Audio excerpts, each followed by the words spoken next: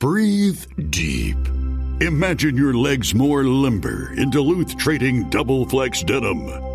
Envision euphorically squatting for that can of suds, bending for your toolbox in a state of bliss, lunging for your laser level on a whole new level. Relax and allow the flex to fill you with ability. Find your inner flex in Double Flex Denim only at Duluth Trading. Running a business comes with a lot of what-ifs. But luckily, there's a simple answer to them. Shopify. It's the commerce platform behind millions of businesses, including Thrive Cosmetics and Momofuku. And it'll help you with everything you need. From website design and marketing to boosting sales and expanding operations, Shopify can get the job done and make your dream a reality. Turn those what-ifs into... Sign up for your $1 per month trial at shopify.com/special offer.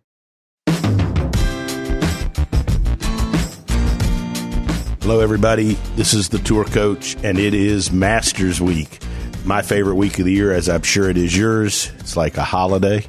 It's like a religious occasion. Unfortunately for me, I'm not coaching and teaching there this year, but if you're sitting down, you're listening to the Tour Coach, you know these are my conversations and my stories and roundtable discussions from my travels and Jackson Court's travels in the world of golf, whether they're teachers, they're players, coaches, fitness experts, whatever it is. It's the people that we meet, we talk to, trust, learn from, work with.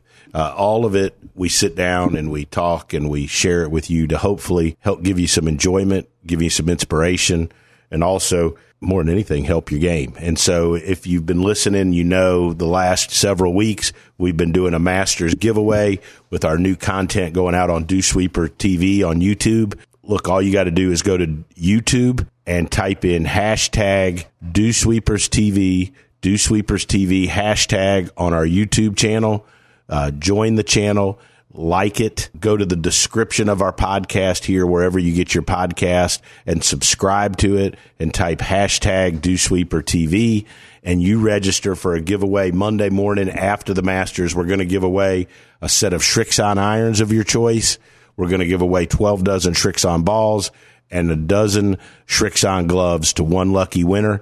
Great opportunity to get some great Dew Sweeper Shrixon gear. All you got to do is check out our content over on YouTube, and that's Dew Sweeper TV.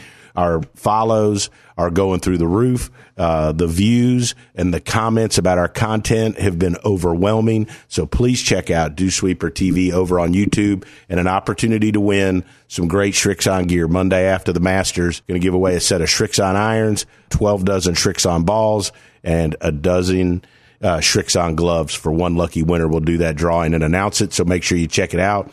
Great Masters Week. We're going to have a lot of content coming to you here on the Tour Coach, and we're going to kick it off today. So make sure you listen, subscribe, and none of this could be remotely possible without our sponsors, and that, of course, is Shrixon Golf, Bushnell Golf, Vineyard Vines, Mitch McConnell and the folks at McConnell Automotive and Buick GMC. And you obviously can't forget Ed Rowan, Taylor Martino and Rowan, and Stokely's Midtown Garden Center. All of that support makes the Dew Sweepers radio show, the Tour Coach, and Dew Sweepers TV all possible. So stay tuned. Masters Week is upon us. You got a great chance to win. And don't forget, subscribe to this. Go to the description of the podcast. Like it and comment. Hashtag Dew Sweepers TV. Go to YouTube. Hashtag Dew Sweepers TV. Or repost this on any of our social channels, hashtag Dew Sweepers TV, and you could win the Shrixon and Dew Sweepers gear. Enjoy Masters Week. It's first major of the season. I'm ready for it. Are you? All right. So sitting in here, it's Masters Week. Joining me here on the Tour Coach, the podcast, legendary instructor, one of the great teachers of the game. He's had an illustrious career, been around a lot of the great teachers and a lot of the great players. So he just informed me he's in his 80th year on this journey and voyage in the game of golf. One of the people I've been fortunate enough to spend a little bit of time and chat with over the years. He's also a golf radio legend out there in Houston and in that area, Mr. Charlie Epps. Charlie, what is going on, buddy? Well, it's great to talk to you. It's great to be in the Masters Week. We all know what a great week that is for many different reasons. So and it brings back so many memories.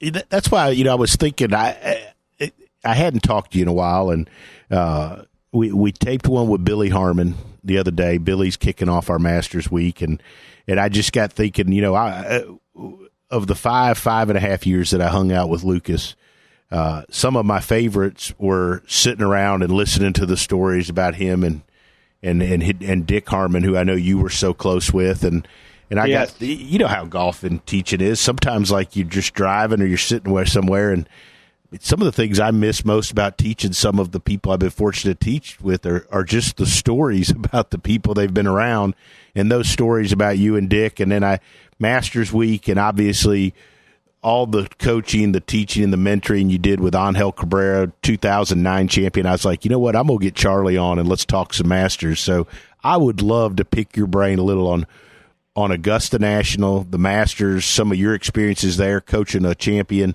This week has to bring back a flood of memories for you. It sure does. And of course, it's all about Cabrera, who did win the 2009 Masters, Mm-hmm. and he had a pretty good record leading up to that tournament in 2009. But, we as instructors and coaches, we get to hang with a lot of different people, Mm-hmm. and it's not necessarily always golf. And I got to play in a Pro-Am with Tom Landry. Oh, wow. The ex-coach, the magnificent player and coach of the Dallas Cowboys. And I got up enough nerve and I said, Coach, I hope you don't mind me asking you this, but how come your players play so good and how for you and you win so much? And he says, Charlie, that's just very simple. I just convince all of my players that you're only going to play as good on Sunday as you practice on Wednesday. Mm-hmm. And so that word practice is such a big part of sport because we must fine-tune our talents of our players. And so in 2007, Angel won the U.S. Open. Mm-hmm. Oakmont. Here's a poor kid from Argentina that learned how to play under the trees of his course because they wouldn't allow him to play as a poor caddy. So he would hide clubs in his in the trees, and as he walked home, he'd in the evening he'd pick out his 7-iron and he'd hit shots from underneath the trees. And because I always told him, I said, your best shots are underneath the trees. And he said, well, that's where I learned to play the game. So in this case, Angel had asked me to help him with his putter. Okay. He really wasn't putting as good as the other guys. And so we started in 2007. January, and I grew up in Argentina, so I know the course where he grew up. I was a member, and he was the caddy. I was 20 years older than he is, and so I knew of his talents. And so when he asked me to help him, I said, sure, come on. Well, going into defending the champion of it, 2008 U.S. Open, he wasn't playing very good. He wasn't, not many people really defend their championship. And sure enough, the first day he shot 77. And, you and I, we're always trying to decide how we're going to approach our students, what we're going to say to them. So after him doing that, his round of golf, which was poor, of course, we were having lunch, and I looked at Angel and I said, Angel, you're so good at this game. You got to allow me to teach you how to practice putting. Okay, it's not a matter of your stroke. It's just practicing what you do good. So we embarked in 2008 to practice at least an hour every day that we were together on putting. And he was very, very encouraged. And, he was a good listener. And so we started having some good drills and good, what we do as instructors.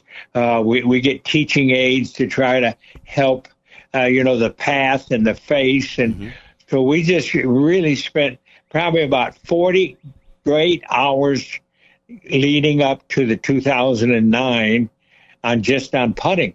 Wow. And Roberto Levicenso was asked by another reporter, said, well, how do you think Charlie helped Angel? And Roberto said, for some reason he made every putt he should have made on Sunday to win the Masters. Quite a and that was a result of practice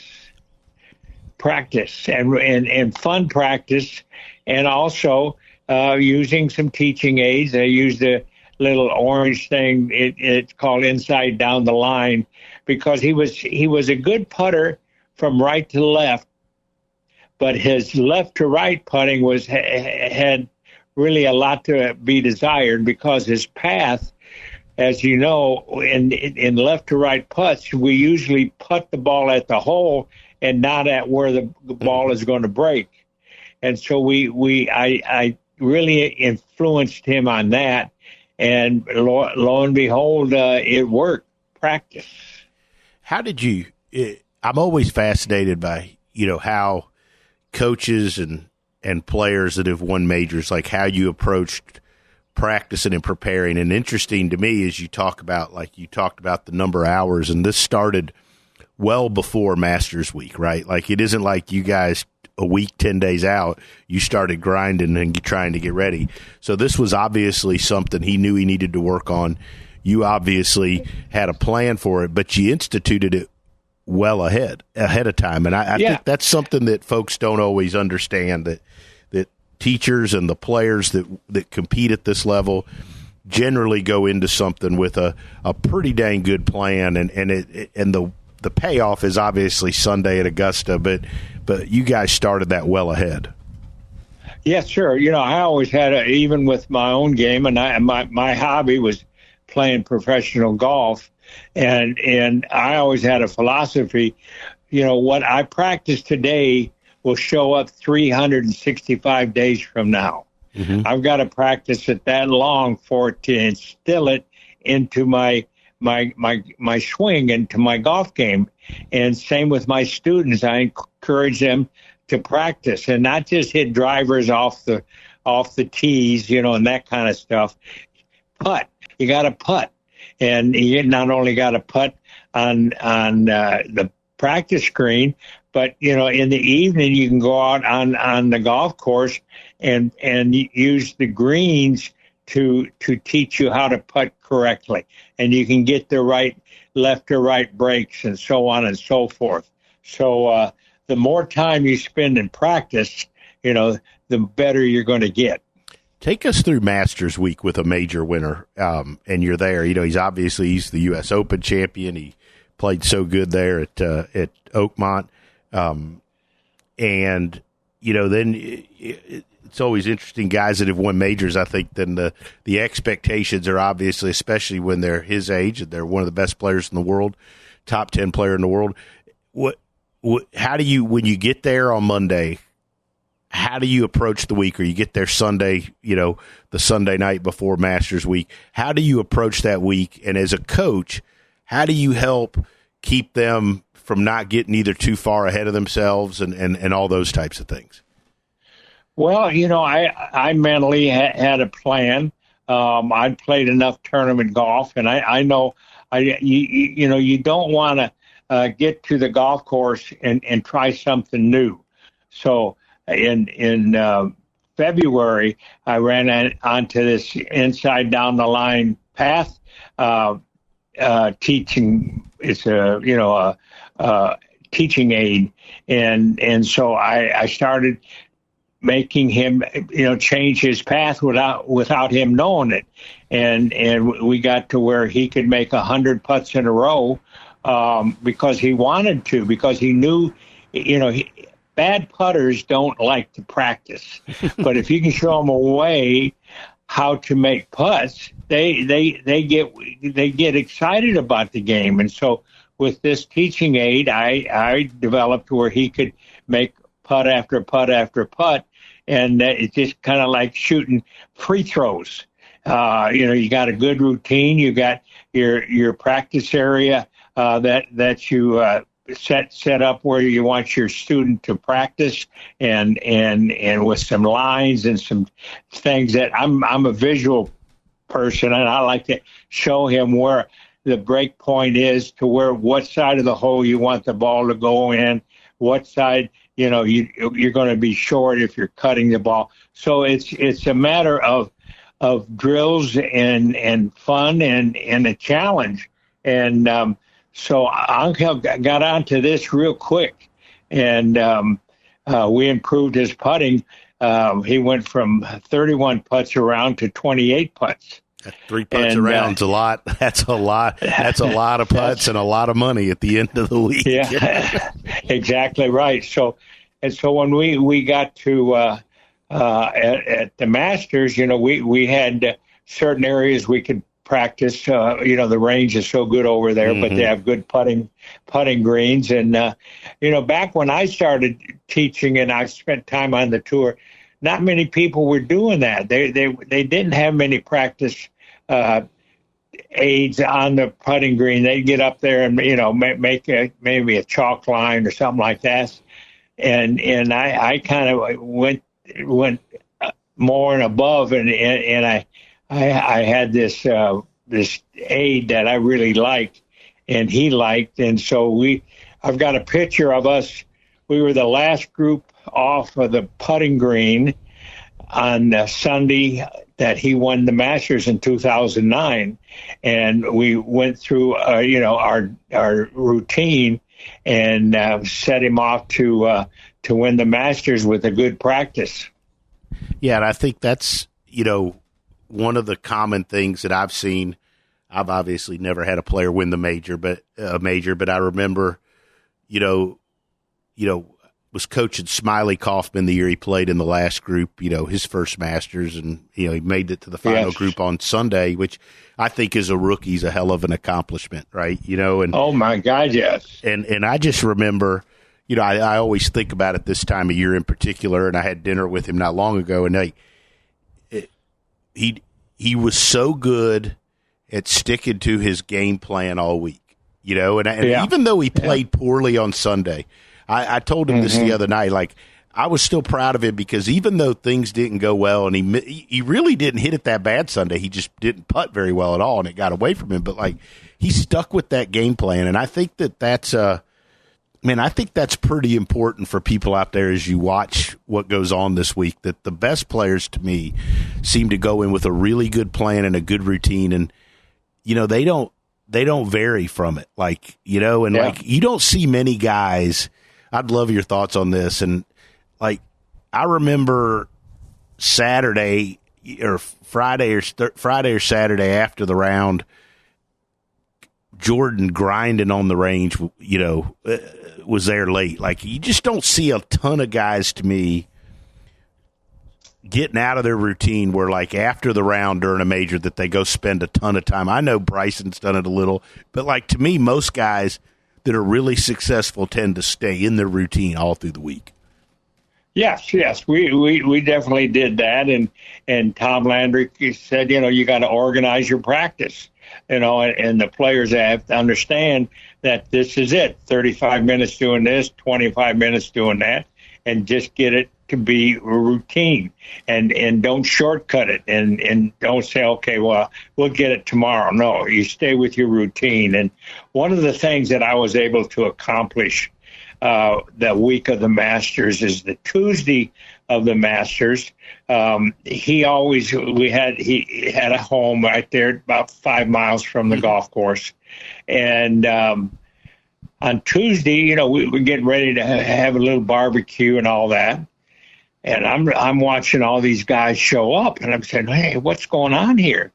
Well, at about 9 o'clock, we had about 60 guys. and everybody's having a good time, and I'm saying, I'm looking at this, and I said, I don't like this at all.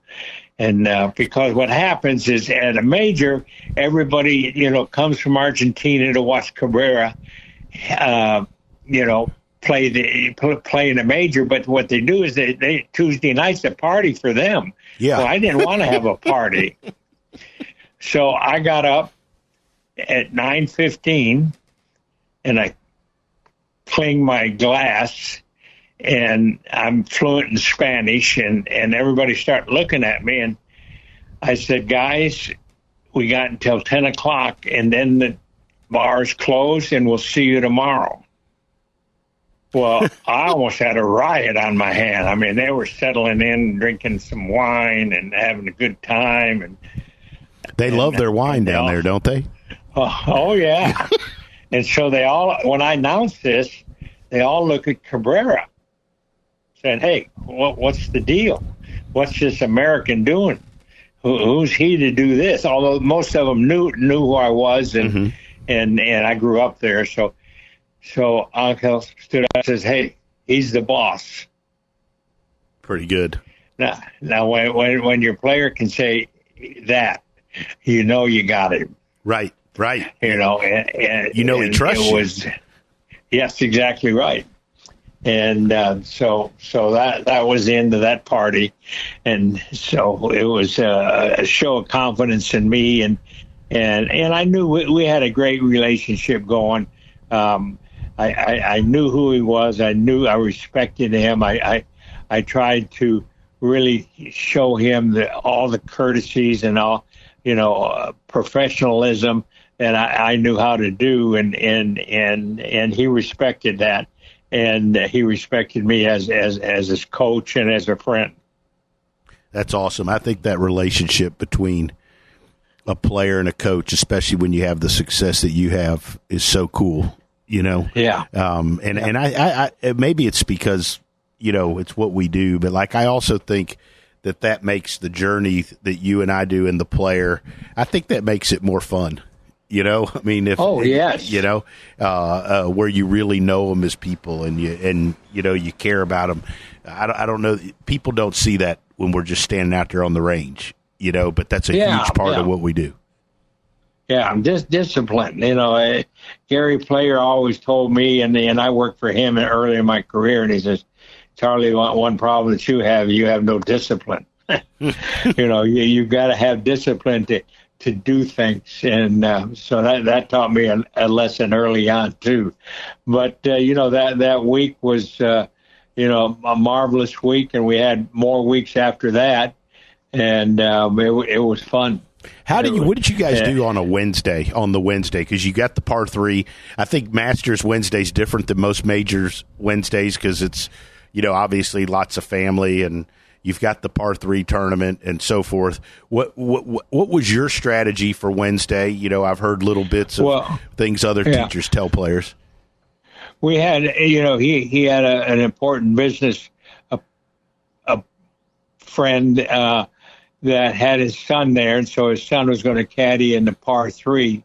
So we didn't play the golf course. We got to the course at about 9:30, had a relaxing, Wednesday morning, and then we got to the golf course. We did our putting routine, and then we went over and warmed up for the par 3, and we got organized, went over to the par 3, played the par 3, and then when we got done, we went right to Kroger's and bought some more food so we could cook dinner that night. What'd you cook that night? Do you remember? Well, he likes noodles. He likes pasta. He likes to make his own sauce. We had the heavy meal Tuesday night, but he had some noodles and probably marinara sauce, and then he had a meat sauce and a light glass of wine. Perfect. So you go into Thursday. Do you remember what all do you remember about Thursday in the first round? Well, Thursday we're just going through our routine as far as I get up early in the morning, go to Starbucks. He likes the lemon cake, and I get a Starbucks and a lemon cake, for breakfast, and then we drive to the golf course 2 hours ahead of schedule to make sure that the traffic, we don't have any disaster there, and we go into the where the caddies are, the headquarters, and you can eat there, and that's right there on the range.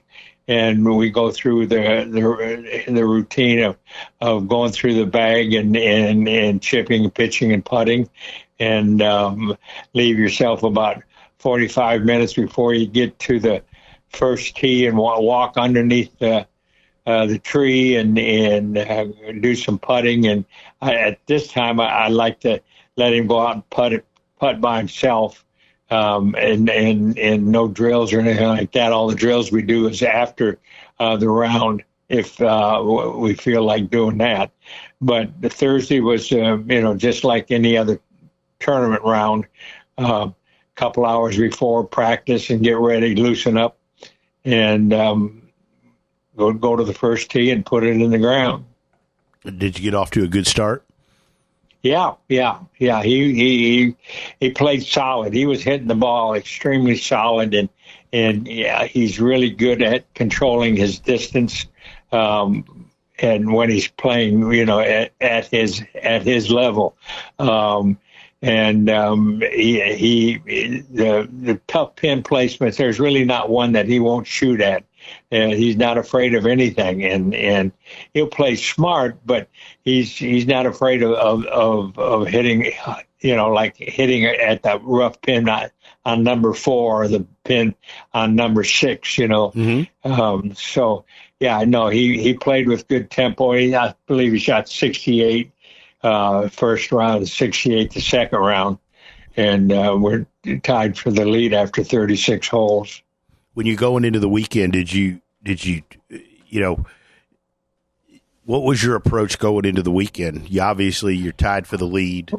You obviously got a racehorse. He was aggressive. Yeah. Yeah. Well, we had planned. I said, Uncle, after you won the U.S. Open, now you got to win another major, and that was our goal, and our goal going into that week was. He missed the cut in Houston, but he put his arm around me. He said, "Okay, let's go win a major." So we got to Augusta Sunday night on a late flight over from Houston, and we went to McDonald's because we were hungry about 12 o'clock at night, and it's just the two of us. And he said, our goal is to win the major. He was there to win. Mm-hmm. And he wasn't, the other story on Saturday night when we're right there in the hunt and we're in the last group and we get talking. I love to talk to him about his childhood and what I knew a lot of it, but he was a poor kid that his parents gave him away to his grandmother, and so he grew up really an unwanted kid, and he didn't have any money, and so he started caddying and shagging balls when he was 8 years old, and the only way you could get a warm cup of coffee is to go to the golf course every morning. So then I said to Uncle, now when you were really hungry, what would you do? He said, we'd go steal some chickens. I said, you what? He said, yeah, we'd go steal some chickens. There was a Chinaman that had chickens in his backyard and eggs and all that kind of stuff. And I said, now, Uncle, you're 10 years old, you're 12 years old, and you're in a guy's chicken coop at 12 o'clock at night. Weren't you afraid? I mean, there's snakes in there, there's spiders, there's, dogs. He said, well, one night we even stole the dog. But he said, Charlie, you know what? He says, when you're hungry, you're not afraid of anything. And Wow. I said, well, then you're not afraid tomorrow for tomorrow? No, he said, I'm going to be nervous, but I'm not afraid. I mean, he is never afraid of Tiger Woods. In the U.S. Open, he woke up on Sunday morning. The only thing he wanted to do was beat Tiger. He said, if I beat Tiger, I win the U.S. Open. And Tiger finished second to Anka that year. So, you know, it was such a great week because everything kind of fell in place. You know, it started I've known him since 1987, but I'd played with him and this relationship really blossomed once because he called, he had his manager call me and ask me to help him. Right. And it worked. That's awesome. Talk a little bit about Sunday. Obviously, he wins in the playoff against Chad. Yeah. It was a great playoff. Talk a little bit about what were your emotions going through that, and just kind of take us through it a little bit. Well, Sunday morning here again, I went to Starbucks and got him a piece of lemon cake, and everything's it's a long morning on last tea time. On Sunday is 2:30, and so he gets up a little late, but he's still kind of cool and walking around the house, and we have a little toast and coffee, and a couple of his friends stopped by and wish us luck, and so I didn't feel any tension. We get in the car and drive to the Masters almost 3 hours early. We just didn't want to have any traffic problems or anything like that, and so we get to the golf course and go through our same routine. He goes to the locker room, and then we come down and we go out to the range and relaxing, a little chipping, pitching, putting, and then he goes back and has a little lunch, and then he comes back to warm up for the round, if you will, and it just goes through his bag, and I like to, at times, I like to get him swinging in slow motion. Mm-hmm. He said, why do you want to do that? I said, well, yeah, I just want you to feel the club. I just like this as an exercise. And so he could swing. He liked that. That was one of the exercises we did to get him in tempo, timing, and rhythm, because the most nervous he is on the first tee at Augusta. And so one way to calm him down and get him to feel, effortless power instead of powerless effort, Bob Toski's saying, and nothing new, nothing there. And once we like you said, I said we were the last guy to leave the putting green. And, I stole a little out of Mickelson's practice routine. He'll practice 3 hours before a round on the putting green, and then he'll go through his whole routine. Mm-hmm. So I got Uncle he started doing that a lot for me, putting before practicing, you might say. Yeah. And that was just, half hour, 45 minutes. That was always a good practice. And, not too much conversation. If he wants me to talk, he'd ask a question. If not, I just keep my mouth shut. Yep. And act like I'm cool, calm, and collected. But that day, Butch came up to me when we were the last ones on the range, on the putting green, and he said, Charlie, he said, you know what? He said, if my guys don't win, I want your guy to win.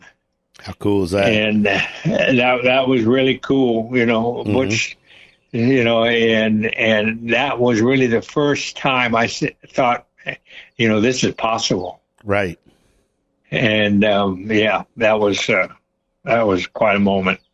Charlie, this has been awesome. It's so fun, fun hearing those stories, and such an awesome job you did with him, not just at the Masters, but all the way around. But really cool stories. I know this week will, obviously, anytime you've had that experience, I'm sure you sit around and think about it a lot. But I really appreciate you taking the time to sit down with me and and also just all the times I've been fortunate enough to sit down and chat with you. I always learn something and always enjoy our little bit of time to chat together.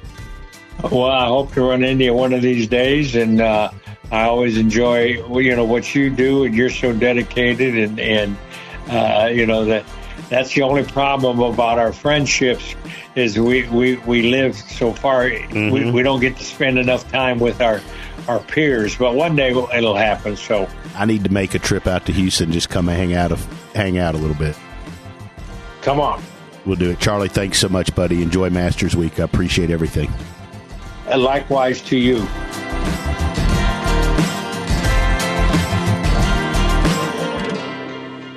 Hi, this is Tony Ruggiero. And look, recently, several teachers I know and several players have had some scares with skin cancer. In fact, I recently went and saw a dermatologist here in town, and I had a couple things frozen off, eyelid, my face, my earlobe, and not getting any younger. And I know it's getting to that time of the season where it's cooler, but look, being in the sun is a real deal, and I've not been very good, to be totally honest, my whole career at using it at all because I didn't like how greasy it was, how hard it was to get off your hands, how it clogged up my pores. And then I found this sunscreen, Visor Skin Care. It's clear, it goes on, it doesn't dry you out, it isn't greasy, it's like you didn't put anything on it. By far, it's the best sunscreen I've ever used. Without a doubt, is the easiest to use. And we've got a discount code for all of you. All you have to do is go to visorskincare.com, is use our code word DewSweeper. visorskincare.com, code word DewSweeper. I just want to remind everybody something that I forgot. Recently, a couple weeks ago, my wife and I went out. We went to a wedding, and afterwards with some friends, we were like, hey, where's a great place to go? I'll be honest, in my travels and day-to-day, sometimes I get caught up and I forget some of the great places right around the corner. But I got to remind you about the Icebox Bar on 755 Monroe Street. I was blown away by just the whole vibe, the atmosphere, and with the Velvet Pig, the food in the back room, and the big screen TVs up front. We sat there and watched some playoff games. I was blown away by the atmosphere, the vibe, and just how cool it was to have the Icebox Bar right here near the Dew Sweepers downtown, near where I live. If you're looking for a great place to go sit, watch some games, hang out, play some pool, you got to go to the Icebox Bar right there on Monroe Street. There's a good chance you'll see all of us hanging out. But do yourself a favor, go visit the Icebox. It's one of the best places out there.